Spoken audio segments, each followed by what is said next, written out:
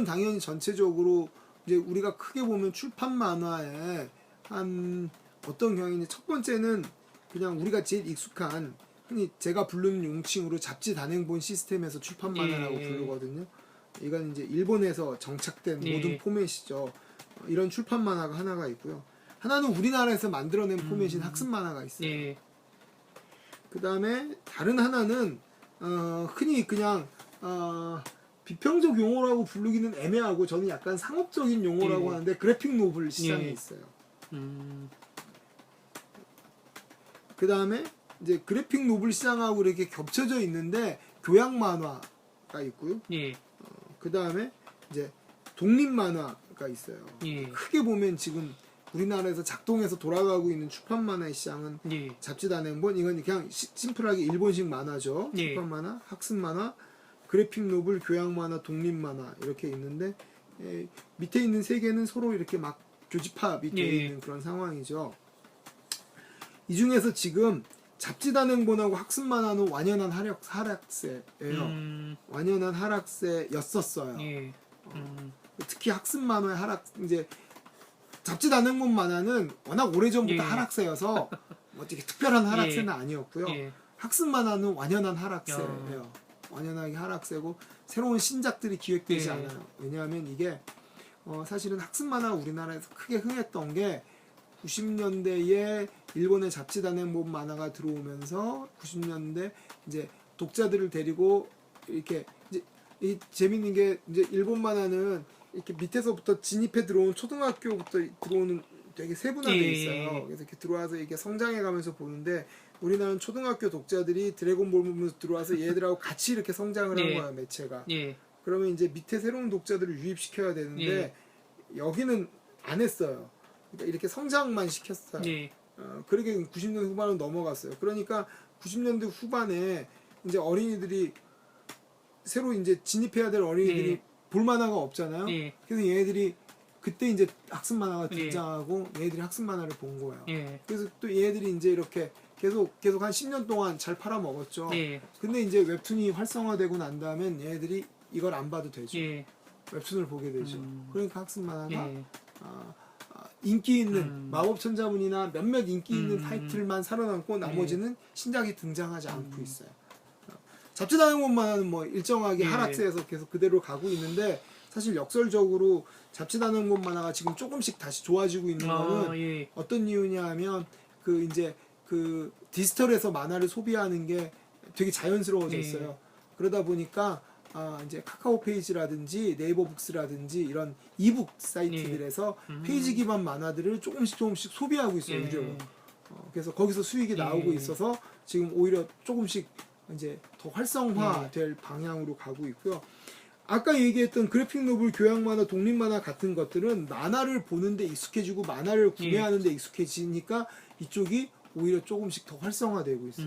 그러니까 지금까지 출판 만화는 분명히 하락세였지만 사실은 만화를 보고 만화에서 비용을 지불하는 게 익숙화된 독자들이 늘어나면서 되게 다양한 가능성들을 지금 보여주고 있는 상황이에요. 근데 뭐 이런 비유가 되는 거죠. 라디오나 아니면은 뭐 인터넷 통해서 음악을 듣다가 요 음악이 좋으니까 아니 그 음악을 사던 뭐 그렇죠. 보니까 좀 진지한 독자로 진화할 수 있는 거죠. 사이스크 레코드 좀 가가지고 뭐 이렇게 다른 사고 그렇게 되는 거예요. 맞아요. 그러니까 진짜로 어떤 산업이든 산업이 극적으로 확대가 되고 독자들이 돈을 내고 구매를 하거나 그거를 그러니까 저는 정말 웹툰이 100% 공짜로만 돼 있다고 해도 그렇게 해서 늘어난 독자들은 보다가 이제 이렇게 취향이 분리돼요. 난 좀 난 이제 너무 애들이 다 이거 보는데 나는 좀 다른 거 보고 싶어. 이런 사람들이 이제 정말 1%라도 나오면 1000만 명 중에 1%면 몇 명이에요. 그러니까 역설적으로 출판 만화 시장이 다양한 가능성들을 지금 보여주고 있어요. 그러니까 그게 대표적인 사례가 진짜 안 팔릴 것 같았던 만화책들이 팔려요. 예를 들어 그 찰스 슐츠가 지난번에 돌아가시고 나서 50년대서부터 나온 만화를 15권으로 완전히 완간한 게 미국에서 출간되고 한국에서 그 라이센스를 출간하고 있거든요. 지금 3권인가까지 나왔는데 이게 될까라고 생각을 했어요. 잘 팔려요. 그러니까 그런 거죠.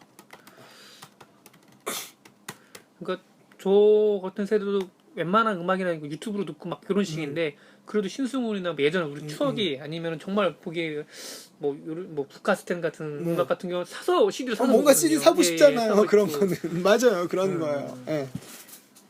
그 웹툰의 방향성 아까 엔터테인먼트화 될 거라고 봤는데 저 유튜브 등에서도 이제 웹툰의 목소리 더빙을 해서 이걸 되게 재밌게 보고 있거든요. 네, 예, 이 예. 부분은 좀 어떻게 잘 보시나요? 모르겠어요. 진짜 잘 모르겠고요. 예. 이제 사실은 이제 만화에서 뭔가 효과를 집어넣는 것이 예. 이제 되게 그 이제 항상 이제 디지털 기술과 결합시켜서 뭔가 그 다음에 뭔가를 만들 때 이게 뭔가 효과가 있을까 되게 고민해서 하는데 만화에서 일정한 효과를 넣어서 성공한 거는 이제 여름 남양 시즌에 만들었던 그런 것들은 예. 굉장히 효과를 거뒀어요. 근데 나머지들은 그게 이를테면 나의 독서 경험을 크게 이렇게 혁신적으로 바꿔놓지를 못하거든요. 이제 그런 실험들이 네이버에서 이제 그 좀 있었죠. 네이버나 다음에서 있었는데 어떤 실험도 그 옥수동 그 공포 만화를 벗어나지 못했어요. 공포 만화는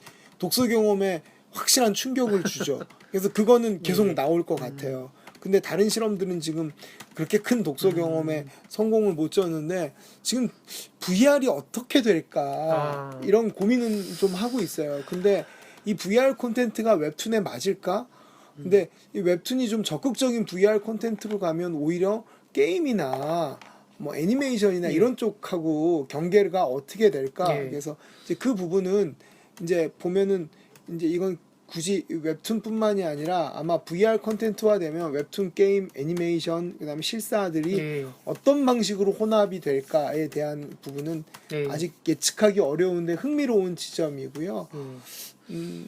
그다음에 뭐 아까 얘기했던 더빙을 한다거나 뭐 이런 부분은 그냥 좀 이렇게 작은 흥미 영역이지 매체 자체가 어떤 매체 자체의 독서 경험에 엄청난 영향을 줘서 새로운 경험을 주게